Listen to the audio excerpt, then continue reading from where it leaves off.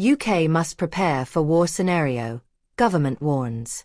The UK must actively prepare for the possibility of the UK coming under direct threat, potentially in a wartime scenario, the government has warned.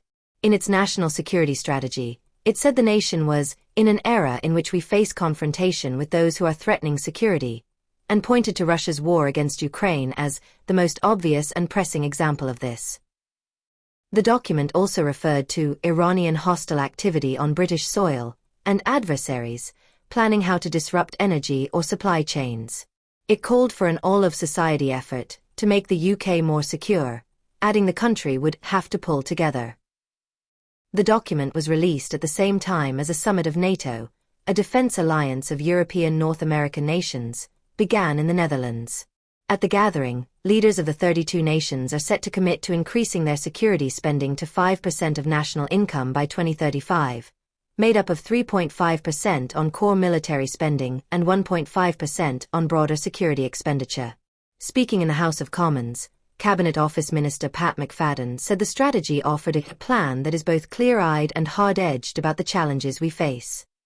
He said the strategy aimed to bolster border security, improve coordination with allies and boost the UK's capabilities in areas such as shipbuilding, nuclear power and artificial intelligence, AI.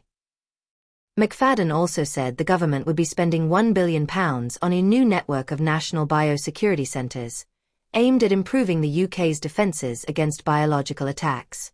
The strategy said the UK had to reduce our dependence on others, including the ability of adversaries to coerce or manipulate us. The strategy said threats from other countries were on the rise, and that the UK had been directly threatened by hostile activities including assassination, intimidation, espionage, sabotage, cyber attacks and other forms of democratic interference. Adversaries were spreading disinformation and using social media to stoke tensions between generations, genders and ethnic groups, it said. Critical infrastructure such as undersea cables would continue to be a target, the document added. McFadden told MPs the government would be clear-eyed about how it engaged with major powers such as China, where we must protect our national security and promote our economic interests. Immediately after McFadden addressed MPs, Foreign Secretary David Lammy gave a statement in Parliament on the government's China audit, which examined the UK's relationship with Beijing. He said the audit would not be published because it contained classified material, but set out a summary of its findings. He described China as a sophisticated and persistent threat, but said the country's power was an inescapable fact. Not engaging with China is therefore no choice at all, he said, as he acknowledged the government's desire for a trade relationship with the superpower. He said the UK's approach would be grounded in progressive realism, taking the world as it is, not as we wish it to be.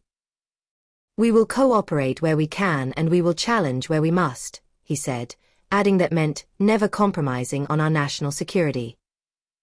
Conservative Shadow Foreign Secretary Priti Patel said the audit failed to set up any kind of serious strategic framework. And we know why. The government has gone cap in hand to China to bail out its terrible handling of the British economy, she added.